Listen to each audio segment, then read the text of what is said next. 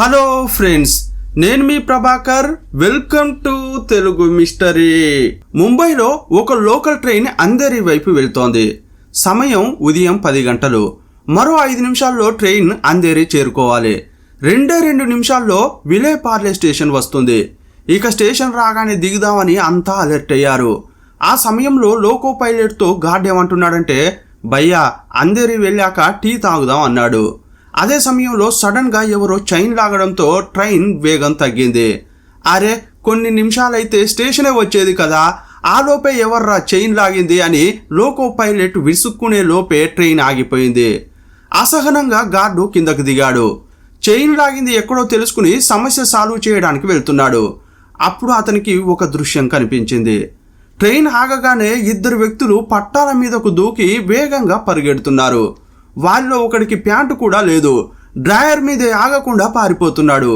అది చూసిన గార్డు, రే జేబు దొంగల్లారా, విలే పార్లే స్టేషన్ వచ్చాక దిగొచ్చు కదరా, అంత తొందర ఏంట్రా మీకు అని అరిచాడు.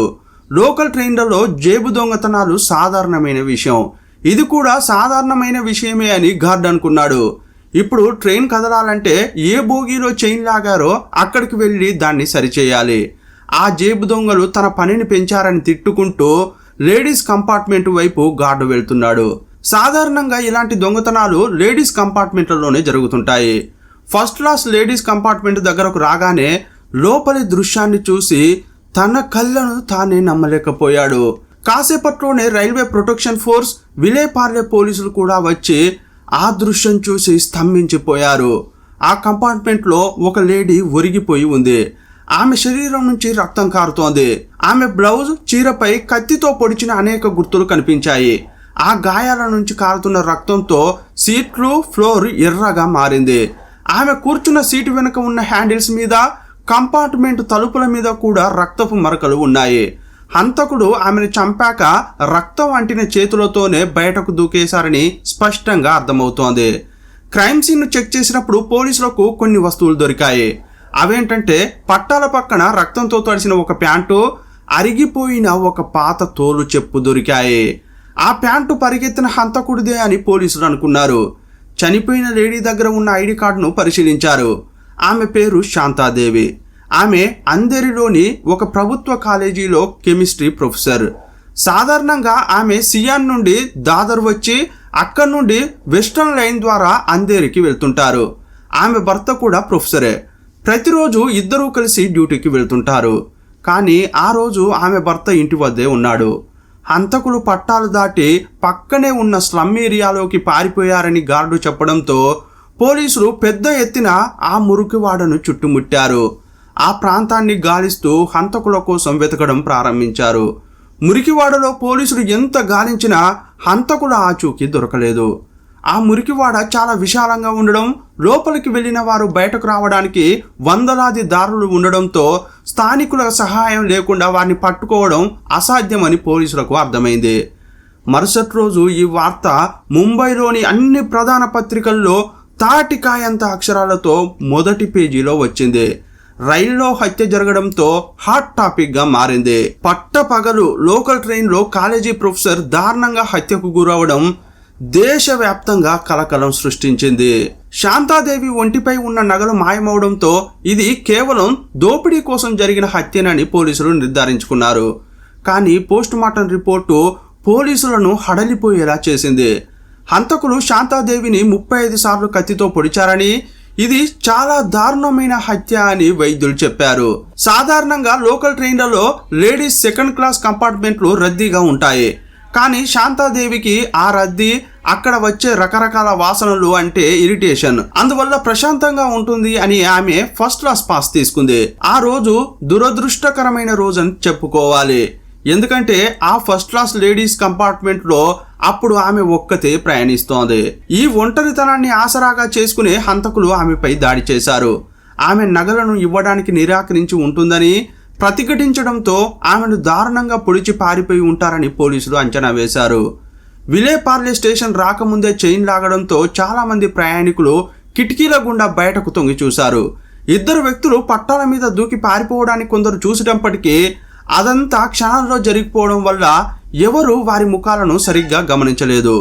గార్డు ఇచ్చిన సమాచారంతో పోలీసులు స్కెచ్ వేయించారు. అయినా పెద్దగా ఫలితం లేకుండా పోయింది. ప్రస్తుతం నేరం జరిగితే పోలీసులు సీసీటీవీ కెమెరాల ఫుటేజీ వెతుకుతారు. సెల్ ఫోన్ ద్వారా లొకేషన్ చెక్ చేస్తారు. కాల్ లిస్టు ద్వారా ఎవరెవరితో మాట్లాడారని వెతుకుతారు. టెక్నాలజీ పెరిగిన తర్వాత నిందితులను పట్టుకోవడం ఈజీ అయిపోయింది.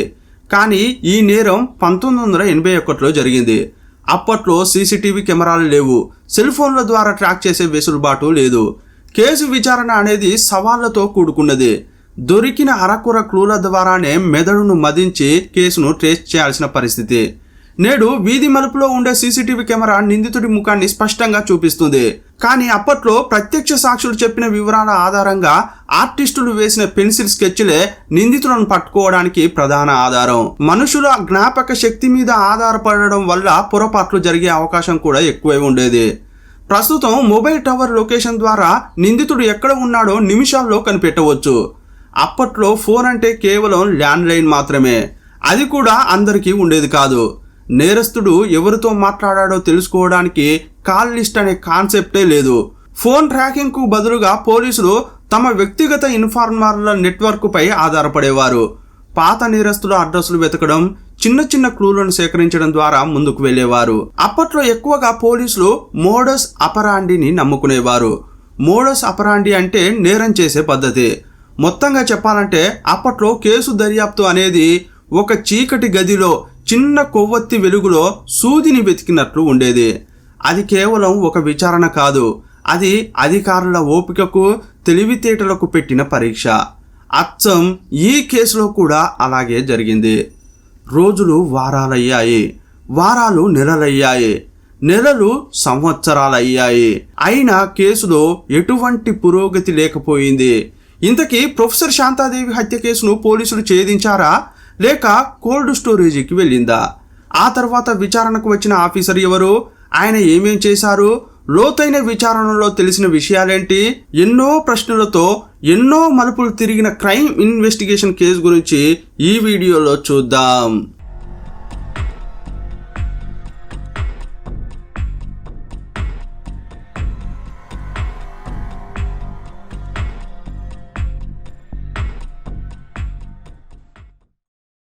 ప్రజలు ఎక్కువగా ప్రయాణించే ట్రైన్లో హత్య జరగడంతో ఎక్కువగా చర్చకు దారితీసింది.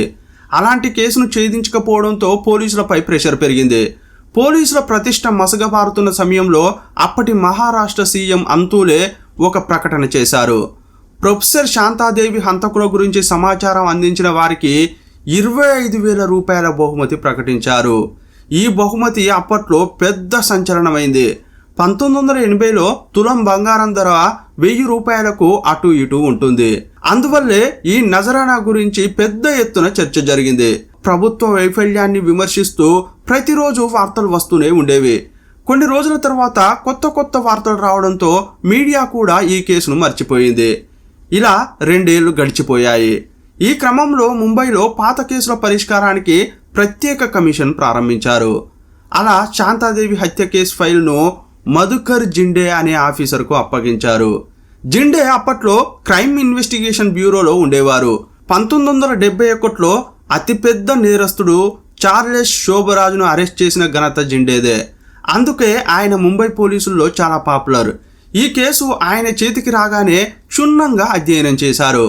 ఆయన ముందున్న ఆధారాలు కేవలం 2. 1 రక్తంతో తడిసిన ప్యాంటు, 2 పాత తోలు చెప్పు. 2 ఏళ్ల క్రితం స్వాధీనం చేసుకున్న ఆధారాలపై రక్తం ఎండిపోయింది. జిండే ఆ ప్యాంటును బయటకు తీసి టైలర్ పేరు, షాపు వివరాలు ఏమైనా ఉన్నాయా అని వెతికారు. కానీ ఎలాంటి వివరాలు లేవు. ఆ చెప్పులను పరిశీలించగా అవి లోకల్ మేడ్ అని, వాటిని అనేక సార్లు కుట్టించారని అర్థమైంది. వాటిని చూసిన జిండే హంతకుడు పేదవాడు లేదా మురికివాడకు చెందినవాడై ఉంటాడని అంచనా వేశారు. ముంబై లోకల్ ట్రైన్లలో ఎంత రద్దీ ఉంటుందో అందరికీ తెలిసిన విషయమే. ఉదయం సాయంత్రం వేళల్లో కాలు తీసి కాలు పెట్టరాదు. అంత ఇరుకుగా ఉండేటప్పుడు జేబు దొంగతనాలు చేయడం చాలా సులభం. కానీ శాంతాదేవి కేసులో హంతకులు ఖాళీగా ఉన్న ఫస్ట్ క్లాస్ కంపార్ట్మెంట్ను ఎంచుకున్నారు. జిండే ఇప్పుడు ఇటువంటి నేరం చేసే పద్ధతి ఉన్న దొంగల లిస్టును తయారు చేయించారు. కేవలం ఒంటరిగా ఉన్న మహిళలను లక్ష్యంగా చేసుకుని ట్రైన్ చైన్ లాగి దోచుకునే దొంగలు ఎవరు? 1981లో అలాంటి నేరాలకు పాల్పడిన పాత నేరస్తులు ఎంతమంది అని వివరాలను సేకరించారు. అప్పట్లో మొబైల్ ఫోన్లు లేదా టవర్ లొకేషన్లు లేవు కాబట్టి కేవలం ఇన్ఫార్మర్లు, గ్రౌండ్ రిపోర్టుపై మాత్రమే ఆయన ఆధారపడాల్సి వచ్చింది. అప్పుడు కేసు నెమ్మదిగా కోల్డ్ స్టోరేజీ వైపు పయనం సాగించింది. ఇన్వెస్టిగేషన్ ఆగిపోయి మరో 6 నెలలు గడిచిపోయాయి. ఫ్రెండ్స్, ఇక్కడే ఉంది అసలైన ట్విస్ట్. 1981లో టెక్నాలజీ ఇప్పటంత లేదు, కానీ ఇన్స్పెక్టర్ జిండే ముందు ఒక పాత చెప్పు ఉంది. కేవలం ఆ ఒక్క చెప్పు ఈ కేసు గతిని మార్చేసింది. ఇప్పుడు మీ టాస్క్ ఏంటంటే ఆ చెప్పు ద్వారా జిండే ఏం కనిపెట్టి ఉంటారు? ఆ క్లూ ఏమై ఉంటుంది? మీ బుర్రలకు పదును పెట్టండి. వీడియోను ఇప్పుడే పాజ్ చేసి మీ గెస్ ఏంటో కామెంట్ చేయండి. ఒకరోజు మధుకర్ జిండే ఆఫీస్ బయట కానిస్టేబుళ్లు ఒక దొంగను పట్టుకుని విచారిస్తున్నారు. వారు మాట్లాడుకునేదంతా ఆయనకు స్పష్టంగా వినిపిస్తోంది. నీ దగ్గర ఉన్న వాచ్లన్నిటి ఈ రోజుతో నీ వాచ్ల దొంగతనం ముగిసిపోతుంది అని ఒక కానిస్టేబుల్ అంటున్నాడు. వీడు వీటితోనే బతుకుతుంటాడు, అంత సులభంగా ఎలా మానుకుంటాడు అని ఇంకో కానిస్టేబుల్ అంటున్నాడు. కానీ ఆ దొంగ మాత్రం పోలీసులను చాలా బతిమలాడుతున్నాడు. సార్, నా దగ్గర మొత్తం 17 చేతి గడియారాలున్నాయి, 16 మీరే తీసుకోండి, కానీ ఒక్కటి మాత్రం నాకు ఇచ్చేయండి, అది నాకు చాలా ఇంపార్టెంట్ వాచ్ అని అంటున్నాడు. ఈ మాటలు విన్న జిండే ఆ దొంగను తన గదిలోకి పిలిపించుకున్నాడు. అతని పేరు సుధాకర్. చేతివాటం ప్రదర్శించడంలో మంచి నేర్పరి. అతను ఎలా దొంగతనం చేస్తాడో చెప్పిన విధానం జిండేను ఆశ్చర్యపరిచింది. ముంబై లోకల్ ట్రైన్లు, బస్సుల్లో ఎవరైనా వాచ్ పెట్టుకుని ఉంటే వారి పక్కన నడుచుకుంటూ వెళ్తే చాలు, వారు గమనించకుండానే ఆ వాచ్ సుధాకర్ చేతిలోకి వచ్చేస్తుంది. ఆ రోజుల్లో రాడో, సీకో వాచ్లు చాలా అరుదు. సాధారణంగా ప్రజలు హెచ్ఎంటీ వాచ్లను గొప్పగా భావించేవారు. అతడు చాకచక్యంగా వాచ్లను కొట్టేసి అమ్ముకునేవాడు. కానీ ఇప్పుడు ఒక్క వాచ్ కోసం ఇంతగా ఎందుకు ప్రాధేయపడుతున్నావు? దాని ప్రత్యేకత ఏంటని జిండే అడిగారు. అప్పుడు సుధాకర్ కన్నీళ్లు పెట్టుకున్నాడు. సార్, ఆ 16 వాచ్లు నేను దొంగిలించినవి, కానీ మిగతా హెచ్ఎంటీ వాచ్ మాత్రం నా భార్య కష్టపడి సంపాదించి నాకు బహుమతిగా ఇచ్చింది. మాకు ఒక చిన్న ప్రమాదం జరిగింది. ఆ ప్రమాదంలో నా భార్యకు గాయాలై పనికి వెళ్ళలేకపోతోంది. తనను కంటికి రెప్పలా చూసుకోవాలి, కానీ నాకు ఏ పని దొరకక ఈ దొంగతనాల బాట పట్టాను అని చెప్పాడు. సుధాకర్ కథ విన్న జిండేకు అతనిపై కొంత జాలి కలిగింది. అప్పుడు జిండే ఏమన్నాడంటే, సుధాకర్, నువ్వు అరెస్ట్ అయ్యావు కాబట్టి నీకు 6 నెలల జైలు శిక్ష పడుతుంది. నువ్వు తిరిగి వచ్చాక నీ భార్య ఇచ్చిన వాచ్ నీకు దక్కేలా నేను చూస్తాను అని జిండే హామీ ఇచ్చారు. అప్పుడు కేసు కోర్టుకు వెళ్ళింది. న్యాయమూర్తి సుధాకర్కు 6 నెలల జైలు శిక్ష విధించారు. అయితే కోర్టులో సాక్ష్యంగా 17 వాచ్లను సమర్పించాల్సి ఉండగా జిండే అందులో ఒక వాచ్ గురించి చెప్పలేదు. సుధాకర్కు ఇచ్చిన మాటను మధుకర్ జిండే నిలబెట్టుకున్నారు. సుధాకర్ జైలులో ఉన్న 6 నెలల కాలంలో అతని భార్య ఇచ్చిన వాచ్ పోలీస్ స్టేషన్లో భద్రంగా ఉంది. సుధాకర్ జైలు నుండి విడుదలయ్యాక నిబంధనల ప్రకారం పోలీస్ స్టేషన్కు వచ్చి సంతకం చేస్తున్నప్పుడు జిండే అతన్ని కలిశాడు. జిండే స్వయంగా ఆ వాచ్ను సుధాకర్ చేతికి పెట్టారు. దాంతో అతను కన్నీరు పెట్టుకున్నాడు. ఒక ఆఫీసర్ దొంగ కోసం ఇంత చేశాడే అని భావోద్వేగానికి లోనయ్యాడు. సార్, మీరు చేసిన ఈ సహాయానికి చాలా రుణపడి ఉంటానని చెప్పాడు. నేరం చేసేటప్పుడు వచ్చే ఆ థ్రిల్ వల్లే దొంగలు పదే పదే అదే బాట పడతారని జిండేకు తెలుసు. తన వంతుగా సుధాకర్కు ఒక సలహా ఇచ్చాడు. ఇకనైనా దొంగతనం మానుకుని మంచి జీవితం ప్రారంభించు అని చెప్పి పంపించాడు. కానీ 2 రోజుల తర్వాత మళ్ళీ సుధాకర్ స్టేషన్కు వచ్చాడు. కానీ ఈసారి చోరీ కేసులో అరెస్ట్ అయి రాలేదు. జిండేను కలిసి ఒక రహస్యం చెప్పడానికి వచ్చాడు. జిండే రూమ్లోకి వచ్చిన సుధాకర్, సార్, 2 ఏళ్ల క్రితం విలేపార్లే వద్ద ట్రైన్ ఆపి ఒక ప్రొఫెసర్ను చంపిన కేసు గుర్తుందా? ఆ రోజు హంతకుడు ప్యాంటు లేకుండా కేవలం డ్రాయర్ పైనే రక్తపు మడుగులో పరిగెత్తాడు. వాడు స్లమ్ ఏరియాలోకి వెళ్ళాడని కూడా అప్పట్లో వార్తలు వచ్చాయి. సార్, వాడు నేరుగా మా ఇంటికే వచ్చాడని నెమ్మదిగా అసలు విషయం చెప్పాడు. ఆ మాట వినగానే జిండే ఒక్కసారిగా ఆశ్చర్యపోయాడు. ఈ సంఘటనతో వెతుకుతున్న తీగ కాలికి తగిలినట్లయింది. ఆ కేసు గురించి 2 ఏళ్లుగా ఎటువంటి క్లూ దొరకక ఆయన సతమతం అవుతున్నారు. వెంటనే సుధాకర్ను ఆ కేసు గురించి మరిన్ని వివరాలు అడిగాడు. అతడేం చెప్పాడంటే, సార్, అతను మా ఇంటికి వచ్చి కట్టుకోవడానికి లుంగి అడిగాడు. అప్పుడు మా ఇంట్లో నేను ఒక్కడనే ఉన్నాను. అతని చొక్కాపై రక్తం ఉంది. ఆ తర్వాతే నాకు తెలిసింది అక్కడ ప్రొఫెసర్ హత్య జరిగిందని. అప్పుడు భయపడి నేను పోలీసులకు ఈ విషయం చెప్పలేదు. సార్, అతని పేరు కొయామ్. అతను నాలాగా వాచులు దొంగిలించేవాడు కాదు. నేరుగా మనుషుల మెడలో గొలుసులు, జేబులో పర్సులు లాక్కునేవాడు.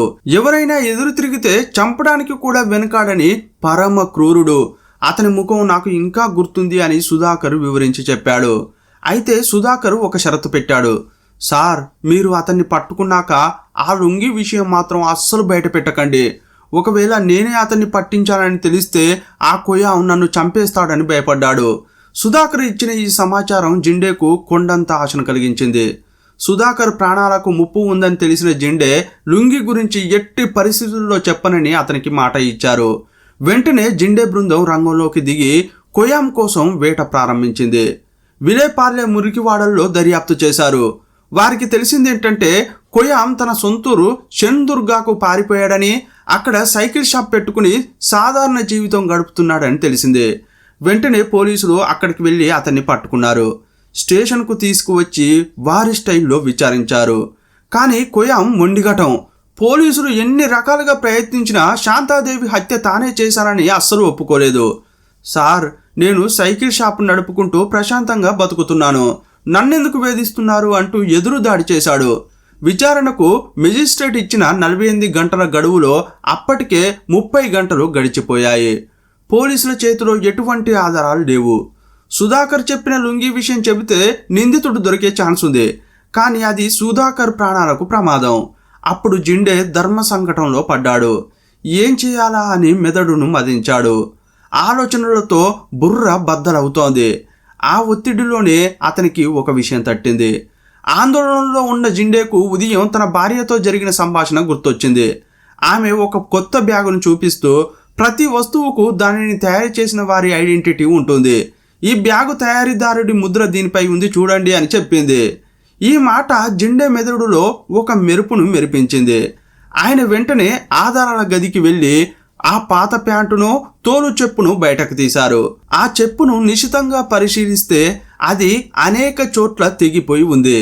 కానీ ఎవరో దానిని చాలా ప్రత్యేకమైన రీతిలో మళ్ళీ కుట్టారు. ఆ కుట్టు వేసిన విధానం ప్రత్యేకంగా ఉంది. జిండే వెంటనే కానిస్టేబుల్ను పిలిచి ఒక పని అప్పగించాడు. ఈ చెప్పును తీసుకుని మురికివాడల్లో ఉన్న చెప్పులు కుట్టే వారి దగ్గరకు వెళ్ళండి. దీన్ని కుట్టిన వ్యక్తి ఎవరో కనిపెట్టండి.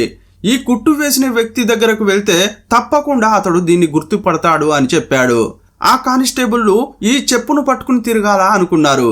కానీ పై ఆఫీసర్ చెప్పింది వినాలని ఆ చెప్పును పట్టుకుని మురికివాడలకు వెళ్ళారు. 10ల సంఖ్యలో చెప్పులు కుట్టే వారి దగ్గరకు వెళ్ళి చెప్పును చూపించి, దీన్ని మీరు కుట్టారా అని అడిగారు. చివరకు ఒక ముసలాయన ఆ చెప్పును తీక్షణంగా చూసి, అవును సార్, దీన్ని కుట్టింది నేనే. ఈ ప్రత్యేకమైన కుట్టు నా స్టైల్. విలేపార్లే మురికివాడలో ఉండే కొయాం అనే కుర్రాడు దీన్ని తీసుకువచ్చాడని ఆయన చెప్పాడు. ఆ మాటలు వినగానే కానిస్టేబుల్లు పులకరించిపోయారు. బలమైన సాక్ష్యం దొరికిందని సంబరపడిపోయారు. వెంటనే ఆయనను జీపులో ఎక్కించుకుని స్టేషన్కు తీసుకెళ్లారు. ఆ చెప్పుల తాతను తీసుకుని జిండే గదిలోకి వెళ్లారు. వారు తీసుకొచ్చిన ఆ తాత పేరు తుకారం అని, ఆయన చెప్పులు కుడుతుంటారని జిండేకు చెప్పారు. అప్పుడు జిండే ఆ తాతను కొన్ని ప్రశ్నలు అడిగారు. చూడండి, ఈ చెప్పు యజమాని ఎవరో మీకు తెలుసా అని అడిగితే, తెలుసు సార్, ఈ చెప్పులు వేసుకున్న వ్యక్తి ఒకసారి నా దగ్గరకు వచ్చాడు. అతడు చాలా ధనవంతుడు అనుకుంటా. ఆయన ఎంత గొప్పవాడంటే ఈ చెప్పు ధర 25 రూపాయలు ఉంటుందేమో. కానీ నేను కుట్టినందుకే ఆయన నాకు ఏకంగా 25 రూపాయల కూలీ ఇచ్చాడు. అంత ఎక్కువ డబ్బిచ్చిన వ్యక్తిని ఎవరైనా మర్చిపోతారా సార్ అని ఉత్సాహంగా చెప్పాడు. వెంటనే జిండే కొయాంను లోపల నుండి బయటకు రప్పించారు. కొయాంను చూడగానే తుకారం, సార్, ఇదిగో ఈ సేటే ఆ రోజు నా దగ్గర చెప్పులు కుట్టించుకుని 25 రూపాయలు ఇచ్చాడని వేలెత్తి చూపించాడు. తనను తన చెప్పే పట్టిస్తుందని, ఆ చెప్పులు కుట్టే తాత ఇలా పట్టిస్తాడని కొయాం కలలో కూడా ఊహించలేదు. తన ఆట ముగిసిందని అర్థమైన కొయాం జిండే తెలివితేటలకు ఆశ్చర్యపోయాడు. చివరకు తాను చేసిన నేరాన్ని ఒప్పుకుని అసలు విషయం చెప్పాడు. సార్, నేను నా స్నేహితుడు మున్నా కలిసి ట్రైన్లలో దొంగతనాలు చేస్తుంటాం. ఒంటరిగా ఉన్న మహిళలను భయపెట్టి నగలు దోచుకోవడం మా పద్ధతి. ఆ రోజు అందరి వెళ్తున్న ట్రైన్లో శాంతాదేవి ఒంటరిగా ఉండడం చూశాం. ఆమె కిటికీ దగ్గర చేయి పెట్టి కూర్చుంది. ఆమె చేతికి బంగారు గాజులు ఉన్నాయి. వెంటనే మేము ఆ బోగీలోకి ఎక్కాం. మున్నా వెనక నుంచి, నేను ముందు నుంచి ఆమెను చుట్టుముట్టాం. నేను కత్తి చూపించి నగలు ఇచ్చేయమని బెదిరించాను. కానీ ఆమె భయపడకుండా తన క్లాసులో స్టూడెంట్స్ గద్దించినట్లుగా మాపై కూడా అరిచింది. మిమ్మల్ని పోలీసులకు పట్టిస్తాను, మర్యాదగా వెళ్ళిపోండి అంది. ఆమె మాటలకు మాకు విపరీతంగా నవ్వు వచ్చింది. మేము నవ్వుతూనే ఆమెను బెదిరించాం. నీకు ప్రాణం కావాలంటే నగలు ఇవ్వు అన్నాం. కానీ ఆమె హఠాత్తుగా కాలు పైకెత్తి మున్నా పొట్టపై బలంగా తన్నింది. దాంతో వాడు కింద పడిపోయాడు. అది చూసి నాకు చాలా కోపం వచ్చింది. కామెడీ పీస్ అనుకుంటే ఎక్స్ట్రాల్ చేస్తోందని ఒక్కటేశాను. నా స్నేహితుడు విలవిలలాడుతుంటే నాకు ఇంకా కోపం పెరిగింది. అందువల్ల ఆమెను విచక్షణారహితంగా పొడిచాను. ఆమె చనిపోయిందని నిర్ధారించుకున్నాక నగలు తీసుకుని బయటకు దూకేశాం. అలా దూకినప్పుడు నా ప్యాంట్ అంతా రక్తంతో తడిసిపోవడం గమనించాను. అందుకే దాన్ని అక్కడే విప్పేసి పట్టాల పక్కన పడేశాను. ఆ గందరగోళంలో నా చెప్పు కూడా అక్కడే పడిపోయింది. పట్టాలు దాటి మురికివాడలోకి వెళ్ళి అక్కడ ఒక ఇంట్లో ఉన్న వ్యక్తిని కత్తితో బెదిరించి లుంగి తీసుకుని కట్టుకున్నాను. అక్కడే కాసేపు ఉండి ఆ తర్వాత పారిపోయానని చెప్పాడు. అలా 2 ఏళ్ల పాటు పోలీసులకు దొరకకుండా తిరిగిన కొయాం ఒక పాత చెప్పు, ఒక సమర్థవంతమైన అధికారి వల్ల చివరకు చిక్కాడు. కొయాం ఇచ్చిన సమాచారంతో పోలీసులు అతని అనుచరుడు మున్నాను కూడా అరెస్ట్ చేశారు. ముంబైని వణికించిన ఆ ప్రొఫెసర్ హత్య కేసు అలా ముగిసింది. అప్పట్లో ప్రభుత్వం ప్రకటించిన 25,000 రూపాయల భారీ బహుమతి మధుకర్ జిండే బృందానికి అందింది. అయితే ఈ కేసులో అసలైన క్లూ ఇచ్చింది చెప్పులు కుట్టే తుకారం తాత. కాబట్టి ఆ డబ్బు ఆయనకు ఇవ్వాలని జిండే నిర్ణయించారు. వెంటనే స్టేషన్కు పిలిపించారు. జిండే ఆ బహుమతిని తుకారాంకు ఇస్తూ, నీ వల్లే ఈ కేసు ఓ కొలిక్కి వచ్చింది, ఇది నీకు మాత్రమే దక్కాల్సిన సొమ్ము, తీసుకో అని అన్నారు. కానీ తుకారం తాత మాత్రం, సార్ నాకు ఆ డబ్బు వద్దు, మీరు అంతగా అడుగుతున్నారు కాబట్టి ఒక కప్పు ఛాయ్ మాత్రం ఇప్పించండి, అది చాలు అని చెప్పాడు. 1983లో 25,000 అనేది చాలా పెద్ద మొత్తం. అంతటి భారీ మొత్తాన్ని ఆయన వద్దనడం చూసి అక్కడి పోలీసులంతా ఆశ్చర్యపోయారు. తుకారం మెడలోని తులసిమాలను గమనించిన జిండే, నువ్వు వార్కారీ భక్తుడివా అని అడిగారు. తుకారం అవునని చెప్పాడు. మహారాష్ట్రలో పండరీపురంలోని విఠోబా అంటే శ్రీకృష్ణుడి ఆలయానికి వెళ్లే భక్తులను వార్కారీలు అంటారు. వార్కారీ అంటే యాత్రికుడు అని అర్థం. వారు కాలినడకన 100 కిలోమీటర్లు ప్రయాణించి దేవుడిని దర్శించుకుంటారు. ఎలాగైనా తుకారం తాతకు సాయం చేయాలని జిండే అనుకున్నారు. అందువల్ల ఏం చెప్పారంటే, పండరీపురంలో భక్తుల రద్దీ ఎక్కువగా ఉంటుంది, మీరు అక్కడికి వెళ్ళినప్పుడు అక్కడి పోలీసులకు నా పేరు చెప్పండి, వారు మిమ్మల్ని నేరుగా గర్భాలయం దగ్గరికి తీసుకువెళ్ళి VIP దర్శనం చేయిస్తారని జిండే ఆఫర్ చేశారు. కానీ తుకారం తాత సున్నితంగా తిరస్కరించారు. వద్దు సార్, వేలాది మంది సామాన్య భక్తులతో కలిసి ఆ కష్టాలను ఓర్చుకుని వెళ్ళినప్పుడే ఆ దైవ ప్రార్థనకు ఫలితం ఉంటుంది. దేవుడి ముందు VIPలేంటి సార్, నాకు ఏ ప్రత్యేక సౌకర్యం లేకుండా దేవుడిని దర్శించుకున్నప్పుడే నాకు తృప్తి అని సమాధానం ఇచ్చాడు. ఆ మాట విన్న జిండేకు మిగతా అధికారులకు నోట మాట రాలేదు. ప్రతి దాంట్లోనూ ప్రత్యేకత, ప్రయారిటీ కోరుకునే నేటి కాలంలో అవకాశం తలుపు తట్టినా ఏదీ వద్దనుకున్న తుకారం తాత వారి కళ్ళకు ఒక మహానుభావుడిలా కనిపించాడు. జిండే స్వయంగా తన చేతులతో ఛాయ్ తీసుకొచ్చి తుకారం తాతకు ఇచ్చారు. ఆ టీ తాగి సంతోషంగా అక్కడి నుంచి ఆయన వెళ్ళిపోయారు. ఒకవైపు క్రూరమైన హంతకుడు కొయాం, మరోవైపు నిస్వార్థపరుడైన తుకారాం. ఈ ఇద్దరు ప్రొఫెసర్ శాంతాదేవి జీవితంలో అనుకోకుండా భాగమయ్యారు. ఎట్టకేలకు మధుకర్ జిండే తన తెలివితేటలతో ఈ కేసును ఛేదించారు. సుధాకర్కు ఇచ్చిన మాట ప్రకారం లుంగి ప్రస్తావన కూడా తేలేదు. చట్టాన్ని నడిపించే అధికారికి తెలివితేటలు, ఓపిక, నిజాయితీ ఉంటే న్యాయం ఎప్పుడూ గెలుస్తుంది అనే దానికి ఈ కేసు ఒక గొప్ప ఉదాహరణ. ఈ కేసుపై మీ అభిప్రాయం ఏంటో కామెంట్ బాక్స్లో రాయండి. మరో వీడియోలో మళ్ళీ కలుసుకుందాం. అప్పటి వరకు సెలవు. జై హింద్.